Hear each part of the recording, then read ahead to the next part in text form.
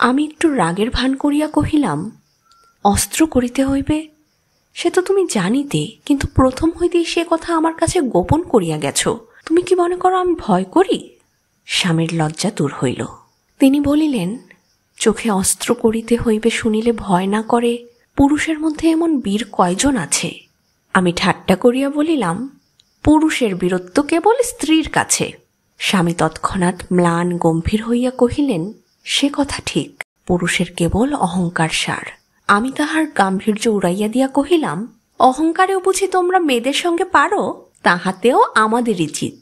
ইতিমধ্যে দাদা আসিলে আমি দাদাকে বিরলে ডাকিয়া বলিলাম, দাদা, আপনার সেই ডাক্তারের ব্যবস্থা মতো চলিয়া এতদিন আমার চোখ বেশ ভালোই হইতেছিল। একদিন ভ্রমক্রমে খাইবার ওষুধটা চক্ষে লেপন করিয়া তাহার পর হইতে চোখ যায় যায় হইয়া উঠিয়াছে। আমার স্বামী বলিতেছেন, চোখে অস্ত্র করিতে হইবে। দাদা বলিলেন, আমি ভাবতেছিলাম তোর স্বামীর চিকিৎসায় চলিতেছে, তাই আরও আমি রাগ করিয়া এতদিন আসি নাই। আমি বলিলাম, না, আমি গোপনে সেই ডাক্তারের ব্যবস্থা মতোই চলিতেছিলাম, স্বামীকে জানাই নাই। পাছে তিনি রাগ করেন। স্ত্রী জন্ম গ্রহণ করিলে এত মিথ্যাও বলিতে হয়? দাদার মনেও কষ্ট দিতে পারি না, স্বামীর যশও ক্ষুণ্ণ করা চলে না। মা হইয়া কোলের শিশুকে ভুলাইতে হয়, স্ত্রী হইয়া শিশুর বাপকে ভুলাইতে হয়। মেয়েদের এত ছলনার প্রয়োজন?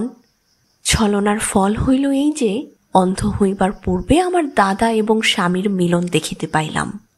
দাদা ভাবিলেন গোপন চিকিৎসা করিতে গিয়া এই দুর্ঘটনা ঘটিল। স্বামী ভাবিলেন গোড়ায় আমার দাদার পরামর্শ শুনিলেই ভালো হইত। এই ভাবিয়া দুই অনুতপ্ত হৃদয় ভিতরে ভিতরে ক্ষমাপ্রার্থী হইয়া পরস্পরের অত্যন্ত নিকটবর্তী হইল। স্বামী দাদার পরামর্শ লইতে লাগিলেন।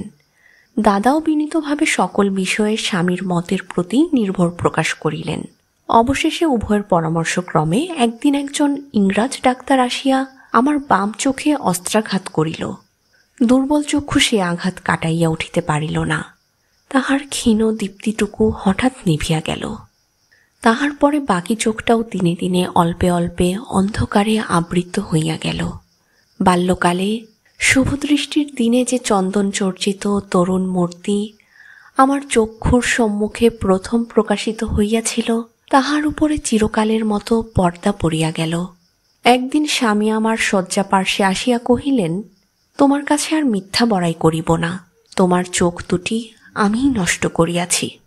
দেখিলাম তাহার কণ্ঠস্বরে অশ্রুজল ভরিয়া আসিয়াছে। আমি দুই হাতে তাহার দক্ষিণ হস্ত চাপিয়া কহিলাম, বেশ করিয়াছ, তোমার জিনিস তুমি লইয়াছ। ভাবিয়া দেখো দেখি, যদি কোনো ডাক্তারের চিকিৎসায় আমার চোখ নষ্ট হইত, তাহাতে আমার কি সান্ত্বনা থাকিত?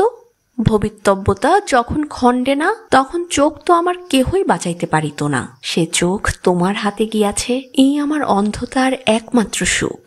যখন পূজার ফুল কম পড়িয়াছিল, তখন রামচন্দ্র তাহার দুই চক্ষু উৎপাটন করিয়া দেবতাকে দিতে গিয়াছিলেন।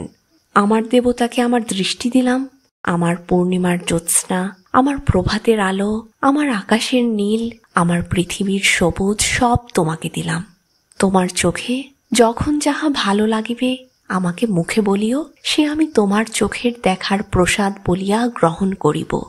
আমি এত কথা বলিতে পারি নাই, মুখে এমন করিয়া বলাও যায় না। এসব কথা আমি অনেক দিন ধরিয়া ভাবিয়াছি। মাঝে মাঝে যখন অবসাদ আসিত, নিষ্ঠার তেজ ম্লান হইয়া পড়িত। নিজেকে বঞ্চিত, দুঃখিত, দুর্ভাগ্যদগ্ধ বলিয়া মনে হইত। তখন আমি নিজের মনকে দিয়া এইসব কথা বলাইয়া লইতাম।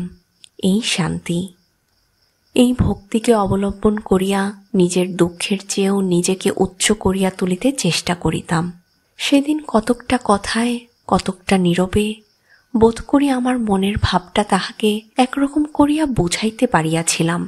তিনি কহিলেন, কুমু, মূঢ়তা করিয়া তোমার যা নষ্ট করিয়াছি সে আর ফিরাইয়া দিতে পারিব না, কিন্তু আমার যতদূর সাধ্য তোমার চোখের অভাব মোচন করিয়া তোমার সঙ্গে সঙ্গে থাকিব। আমি কহিলাম, সে কোনো কাজের কথা নয়। তুমি যে তোমার ঘরকন্যাকে একটি অন্ধের হাসপাতাল করিয়া রাখিবে, সে আমি কিছুতেই দিব না। তোমাকে আরেকটি বিবাহ করিতেই হইবে। কি জন্য যে বিবাহ করা নিতান্ত আবশ্যক, তাহার সবিস্তারে বলিবার পূর্বে আমার একটুখানি কণ্ঠরোধ হইবার উপক্রম হইল। একটু কাশিয়া একটু সামলাইয়া লইয়া বলিতে যাইতেছি, এমন সময় আমার স্বামী উচ্ছ্বসিত আবেগে বলিয়া উঠিলেন, আমি মূঢ়, আমি অহংকারী, কিন্তু তাই বলি আমি পাষণ্ড নই। নিজের হাতে তোমাকে অন্ধ করিয়াছি, অবশেষে সেই দোষে তোমাকে পরিত্যাগ করিয়া যদি অন্য স্ত্রী গ্রহণ করি, তবে আমাদের ইষ্টদেব গোপীনাথের শপথ করিয়া বলিতেছি, আমি যেন ব্রহ্মহত্যা পিতৃহত্যার পাতকী হই। এত বড় শপথটা করিতে দিতাম না, বাধা দিতাম, কিন্তু অশ্রু তখন বুক বাহিয়া, কণ্ঠ চাপিয়া, দুই চক্ষু ছাপিয়া ঝরিয়া পড়িবার জো করিতেছিল। তাহাকে স্মরণ করিয়া কথা বলিতে পারিতেছিলাম না।